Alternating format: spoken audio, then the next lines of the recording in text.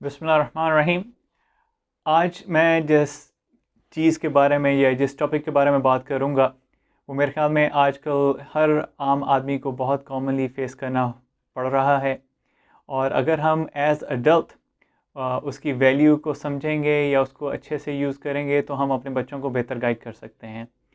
और वो रिलेटेड है आजकल जिसका बहुत ज़्यादा शोर है या हर तरफ उसका ज़िक्र हो रहा है, मीडिया का।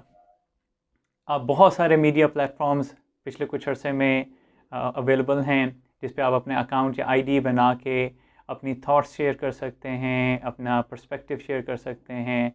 लोग इसको पॉलिटिकली भी यूज़ करते हैं। सो इसके बहुत सारे यूजेस हैं। पहले इसको सिर्फ अपना एक सर्कल या सर्कल फ्रेंड्स या अपनी एक कम्युनिटी को बढ़ाने के लिए यूज़ किया जा सकता है, लेकिन आजकल के ज़माने में मीडिया का रोल बहुत ज़्यादा है। लेकिन मेरा आज का टॉपिक मीडिया से ज़्यादा अहम है और वो है मोटिवेशनल स्पीकर्स के बारे में।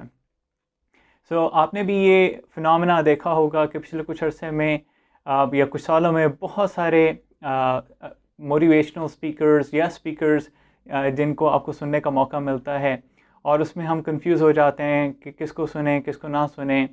तो इससे रिलेटेड मैं अपना पर्सपेक्टिव आपसे शेयर करना चाहूँगा कि मैंने क्या महसूस किया है कि पिछले 10 से 12 साल में क्या हुआ है।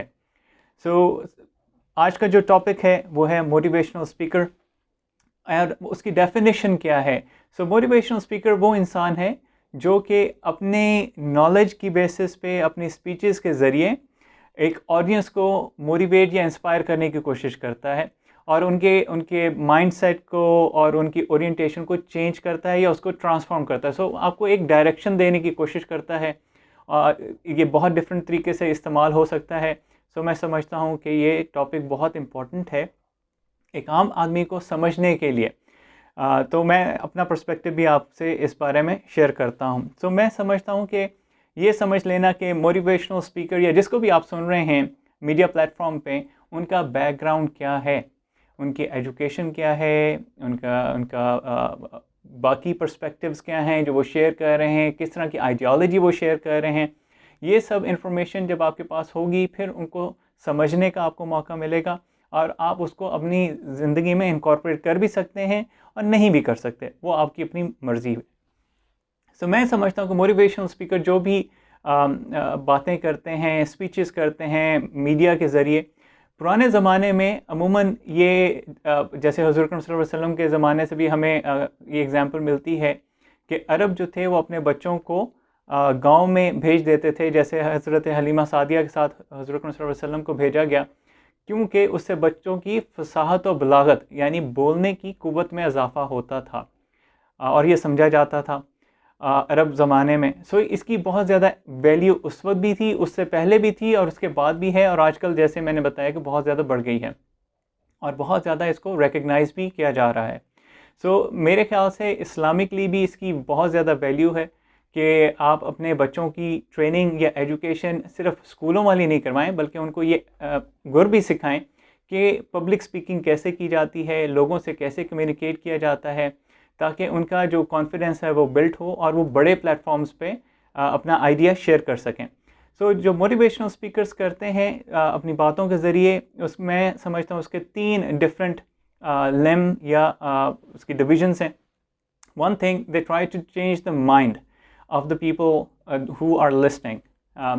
वो उन लोगों को जो उनको सुन रहे हैं उनका माइंडसेट या उनकी ओरिएंटेशन चेंज करने की कोशिश करते हैं। दूसरा, वो अपना जो उस वक्त चल रहा होता है ट्रेंड, पॉलिटिकली, रिलीजियसली, वो किसी भी पर्सपेक्टिव से हो सकता है, उससे रिलेटेड अपना आइडिया शेयर करते हैं। और तीसरा है कि वो आम लोगों को एजुकेट करने की कोशिश करते हैं। जैसे हमारा जो दूसरा प्लेटफॉर्म है वो मेनली एजुकेशन से रिलेटेड है। जो आज मैं वीडियो कर रहा हूँ ये स्पीक ऑफ माय माइंड, यानी मैं अपने जो भी आइडिया है वो आपसे शेयर कर रहा हूँ। अगेन आप उसको एक्सेप्ट करते हैं, नहीं एक्सेप्ट करते, that will be the other step about changing of mind. मैं ये समझता हूँ कि इन सब चीज़ों से या इतनी जो एक मीडिया यलगार है उसको समझने की बहुत ज़्यादा ज़रूरत है, ख़ास तौर पे एक आम आदमी को, क्योंकि आम आदमी की ताकत को अंडर एस्टिमेट किया जाता है। क्योंकि अगर आम सिनेरियो में देखा जाए तो अगर एक हजूम है तो वो कुछ भी कर सकता है। तो अगर आप उनको प्रॉपर्ली गाइड नहीं करेंगे, प्रॉपर्ली उनको ओरिएंटेट नहीं करेंगे, तो वो हजूम गलत एक्शन भी ले सकता है, और अगर उनको प्रॉपर्ली गाइड करेंगे तो वो अच्छे एक्शंस भी या अच्छे काम भी कर सकते हैं। वो हजूम एक कौम हो सकती है, एक कम्युनिटी हो सकती है। सो डिपेंड करता है कि आपका सर्कल ऑफ ऑडियंस कितना बड़ा है। लेकिन मोस्ट ऑफ द टाइम जो हमारे मोटिवेशनल स्पीकर्स जो मैंने देखना शुरू किया, सबसे पहले it was about the religious stuff. पिछले 10-12 सालों से बहुत सारे स्पीकर्स जिनको मैं सुनता भी रहा हूँ और मैंने बहुत कुछ सीखा भी है। उसके बाद एक नया ट्रेंड आया एजुकेशन का। So from religion to education, जिसमें मेडिकल एजुकेशन है, स्किल्स हैं, उनसे रिलेटेड लर्निंग है। And then comes the next step about the behavioural sciences, जिसमें मुख्तलिफ रूटीन साइकोलॉजिकल इश्यूज़ को एड्रेस किया गया। आपके दूसरे इश्यूज़ जो हैं जो आपको डे टू डे लाइफ में हैंडल करने पड़ते हैं, उनको एड्रेस किया गया इन इश्यूज़ में। इसके अलावा जो मोटिवेशनल स्पीकर एक और स्टेप जो मैं समझता हूँ वो है अबाउट द पर्सनल एक्सपीरियंसेस। सो मेरे ख्याल में जितने भी मोटिवेशनल स्पीकर हैं उनका एक बैकग्राउंड नॉलेज है। अब वो किसी भी पर्सपेक्टिव से हो सकता है, वो एजुकेशन से रिलेटेड हो सकता है, जैसे कि मैं डॉक्टर हूँ, वो रिलीजियस भी हो सकता है, वो किसी स्किल से रिलेटेड भी हो सकता है। तो हो सकता है कि वो मोटिवेशनल स्पीकर या वो स्पीकर अपने उस बैकग्राउंड इन्फॉर्मेशन की बेसिस पे आपको वो इन्फॉर्मेशन ट्रांसफ़र करने की कोशिश करें। दूसरा उसका तरीका ये है कि वो अपने पर्सनल एक्सपीरियंसेस को उस इनिशियल बैकग्राउंड नॉलेज के ऊपर बिल्ड करता जाए। तो पहले तो उन्होंने अपना नॉलेज एक बिल्ड किया, फिर उसके बाद उसमें अपने पर्सनल एक्सपीरियंसेस शामिल कर लिए। लेकिन इसमें आम आवाम को ये ज़रूर समझना चाहिए कि ये पर्सनल एक्सपीरियंसेस हैं और personal experiences person to person vary करते हैं। सो हो सकता है कि मेरा एक्सपीरियंस किसी चीज़ से रिलेटेड मुख्तलिफ हो। जैसे मैंने अगर इंटरनेशनल ट्रैवल किया, मेरा एक्सपीरियंस बहुत अच्छा रहा, किसी और ने ट्रैवल किया तो उनको बड़ी मुश्किल आई। तो वो पर्सनल एक्सपीरियंसेस को आप आवाम को समझना भी चाहिए। इसीलिए मैंने कहा कि जब भी आप किसी स्पीकर को सुने तो उनके बैकग्राउंड नॉलेज, उनका पर्सपेक्टिव और वो किस टॉपिक के बारे में बात कर रहे हैं उसको भी ज़रूर जहन में रखें। एक और जो अभी रिसेंट ट्रेंड जो चल रहा है, जो हमने देखा है और बहुत कॉमन है, वो है करंट अफेयर से रिलेटेड। इस पे बहुत ज़्यादा आपको लाइक्स भी मिलती हैं, लोग सुनते भी हैं, लोग सुनना भी चाहते हैं। और इसको मैं बोलता हूँ कि what they are talking about is, जो लोग नहीं बोल सकते या उनके जहनों में चल रहा है, और वो जो आम लोग हैं, जो मोटिवेशनल स्पीकर हैं, वो आम लोगों की ज़ुबान बन जाते हैं। सो जो ज़ुबान पे नहीं आ सकता वो मोटिवेशनल स्पीकर अपने प्लेटफॉर्म के थ्रू या अपने ऑडियंस को देने की कोशिश करते हैं। और इस तरह आहिस्ता आहिस्ता आपकी एक व्यूअरशिप या ऑडियंस डेवलप होती जाती है। इस सारे प्रोसेस में जो अहम सवाल है वो मैं आज एड्रेस करना चाहूँगा, जो कि एक्चुअली मेरे इस वीडियोस का पर्पस भी है कि किसको सुने और क्या करें इस सब के बारे में। सो बाज़ औक़ात तो ये होता है कि सबको सुने, करें अपनी मर्ज़ी।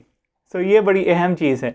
लेकिन इसमें मैं ये समझता हूँ कि एक स्टेप बाय स्टेप अप्रोच अपनानी चाहिए। वो ये है कि जब भी आप किसी को सुने, चाहे वो एजुकेशन से रिलेटेड है, रिलीजन से रिलेटेड है, करंट अफेयर से रिलेटेड है, उसे आंखें बंद करके यकीन ना कर लें। जैसे मैंने कहा कि हर इंसान का ज़ाती पर्सपेक्टिव होता है, वो बायस भी हो सकते हैं।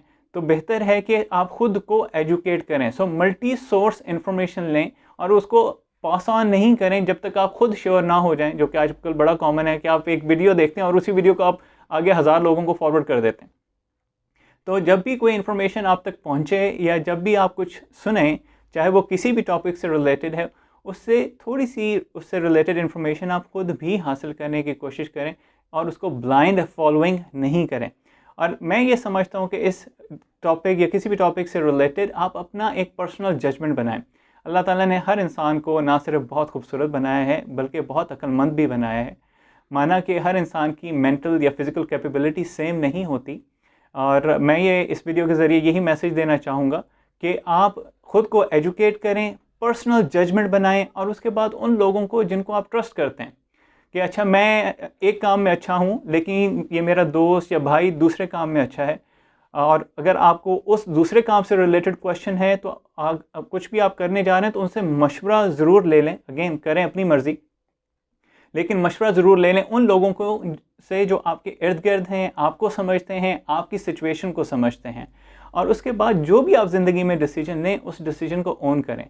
ये ना हो कि आप डिसीजन लें और उसके बाद अगर कुछ गलत हो गया या नुकसान हो गया तो आप कहें जी अच्छा वो मेरे भाई ने ये मशवरा दिया था तो ये गलत हो गया। सो ये ब्लेमिंग अच्छी नहीं होती ज़िंदगी में, ये बल्कि आपको कमज़ोर बना देती है और वो शख्स आइंदा आपको मशवरा भी नहीं देगा कि मैंने इसको मशवरा दिया एक अच्छी इंटेंशन के साथ, अब कुछ गलत हो गया तो वो उल्टा मुझे इल्ज़ाम दे रहा है। तो जो भी ज़िंदगी में डिसीजन लें उस डिसीजन को ओन करें और उसके जो भी कॉन्सिक्वेंसेस हैं अच्छे या बुरे उनको फेस करें।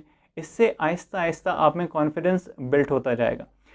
अब मैंने कहा कि ये तो होगी बड़ों से रिलेटेड बात, एडल्ट से रिलेटेड, लेकिन इसमें एक बहुत अहम पहलू जो मैं एम्फसाइज़ करना चाहूँगा, जब आप ये सब स्टेप्स फॉलो करेंगे, अपने बच्चों के सामने करेंगे तो बच्चे आपको ऑब्ज़र्व कर रहे हैं, तो वो भी इस सब चीज़ों को लर्न करेंगे। वो भी देखेंगे कि आप ब्लाइंडली किसी भी चीज़ या कॉन्सेप्ट को फॉलो नहीं करते हैं।